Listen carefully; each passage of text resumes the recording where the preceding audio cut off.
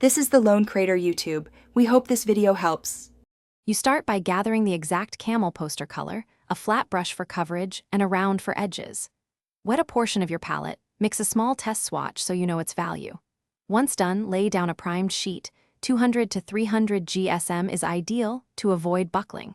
Make sure to have scrap paper to test dilution and drying. This first step ensures predictable behavior, so your color stays consistent and you avoid muddying later layers. You now mix the camel to the consistency you need. Thinner washes around 1 for translucence, thicker 2, 1 for opacity. Start with a thin wash to establish midtones, then progressively add denser layers. This prevents streaks and keeps edges clean. Once a wash dries, about 5 to 15 minutes, apply another to deepen color or correct value. Make sure to alternate flat brush strokes for coverage and dry brush accents for texture so the result reads rich, not flat. You finish by refining edges and lifting any unwanted pigment. A damp, clean brush or soft sponge will blend and remove excess. Make sure highlights remain by avoiding overworking.